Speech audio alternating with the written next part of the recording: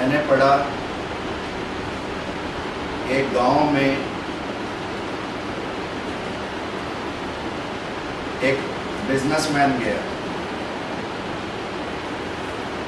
और उसने देखा कि गांव के आसपास जंगल है, जंगल में बहुत बंदर है।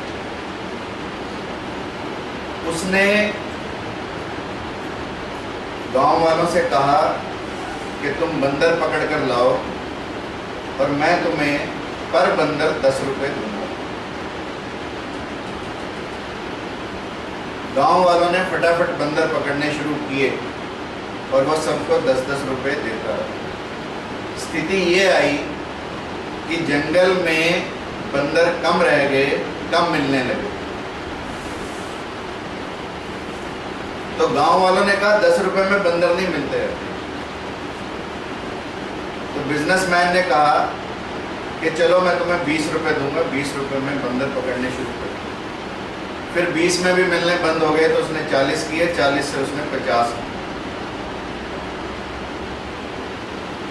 और उसके बाद वो बिजनेसमैन तो गांव छोड़कर चला गया, परंतु अपने एक मुंशी को वहां पर छोड़ गया कि तू 50 रुपए में बंदर खरीदते रहे। अब पूरा उसका गोदाम बंदरों से भरा है। मुंशी ने गांव वालों को बुलाया और उसने कहा देखो वो तुम्हारे से 50 में खरीदता है, तुम मेरे से 35 में खरीद लो।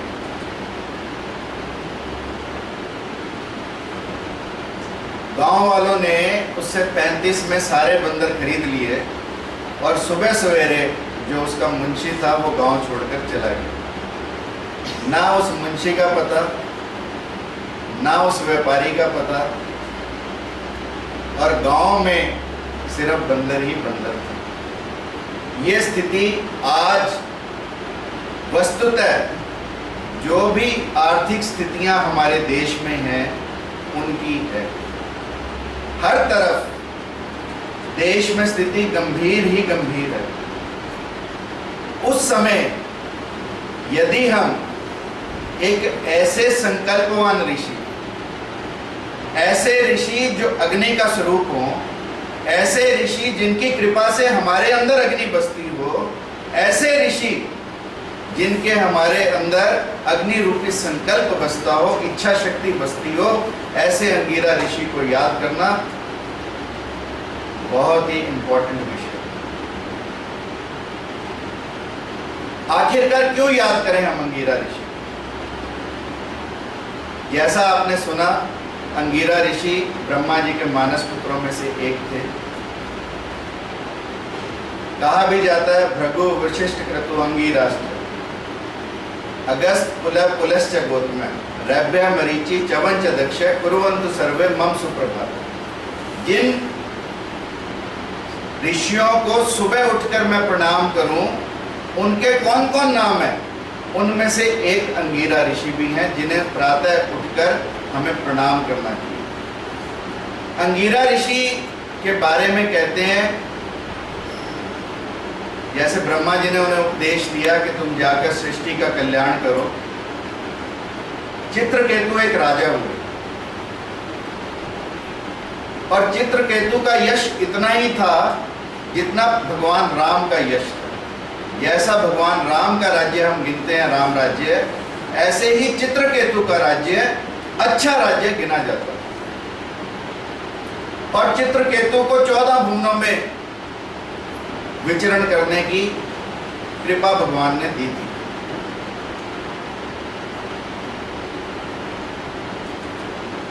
अब चित्रकेतु जब भगवान किसी पर कृपा करते हैं, भगवान उसे यश देते हैं, कीर्ति देते हैं, तो थोड़ा थोड़ा अहंकार प्रत्येक व्यक्ति में आना संभव है। चित्रकेतु एक दिन विचरण कर रहा, उसने देखा भगवान शंकर, मुनियों की, देवताओं की सभा, भगवान शंकर की गोद में मां पार्वती बैठी। चित्रकेतु से यह सहा नहीं गया, पार्वती पर कटाक्ष किया। पार्वती ने श्राप दिया कि अगले जन्म में असुर बनो।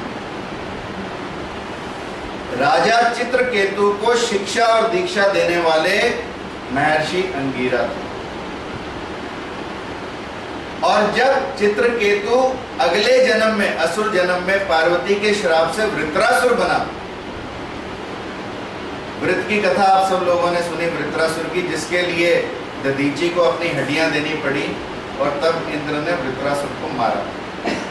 परंतु वृत्रासुर की उत्पत्ति महर्षि त्वष्टा ने, जब इंद्र ने उनके पुत्र विश्वरूपा का मार दिया, तब त्वष्टा ऋषि ने अग्नि से महर्षि अंगीरा की कृपा से वृत्रासुर की उत्पत्ति की।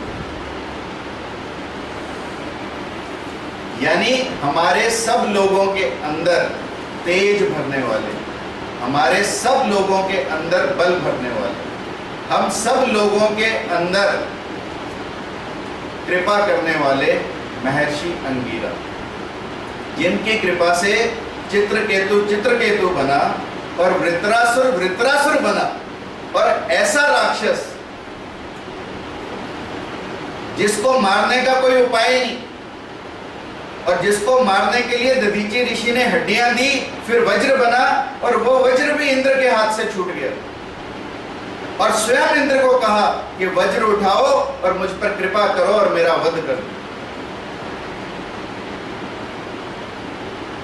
यानी राक्षस भी ऐसा जिसके अंदर समता का भाव हो, समदर्शिता का भाव हो, जिसके अंदर भगवान की भक्ति हो, ऐसा राक्षस किसकी कृपा से बना? और इतना बल किसकी कृपा से आया? ऋषि अंगीरा की कृपा से। और बृहस्पति के बारे में आप सब लोग जानते हैं, बृहस्पति देवताओं के गुरु हैं। बृहस्पति को सारे का सारा ज्ञान महर्षि अंगीरा से मिला।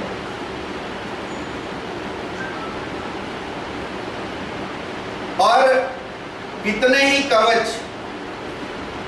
पाशुपात कवच, नारायण कवच, सबकी रचना ऋषि अंगीरा ने। और ये ऐसे कवच हैं जिन कवचों से परीक्षित की रक्षा भगवान कृष्ण ने गर्भ में की। ऐसे कवच हैं जिनको कर्ण ने धारण किया। ऐसे कवच हैं जिनको धारण करके मृत्यु नजदीक ही नहीं आती।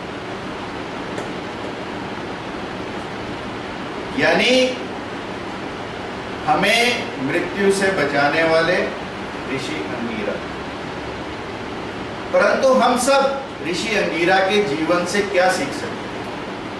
हम ऋषि अंगीरा के जीवन से यह सीख सकते हैं कि हमारे अंदर जो अग्नि है वो इच्छा शक्ति का रूप ले, और उस इच्छा शक्ति से हम बड़े से बड़े कार्य करें।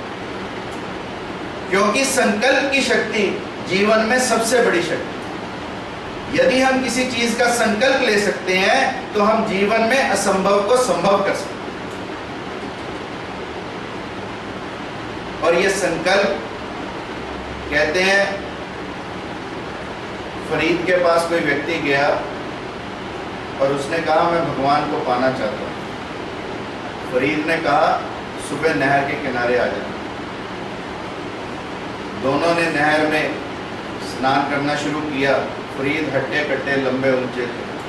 फरीद ने उस व्यक्ति को पकड़ा और नहर में डुबो दिया। उसने कहा कि मैं तो साधु समझकर तुम्हारे से भगवान प्राप्ति का मार्ग सीखने आया था, तुमने तो मुझे डुबो दिया। तुम तो क्या डाकू हो, तुम क्या चोर हो, चक्के हो, कैसे आदमी हो, तुम तो शैतान हो।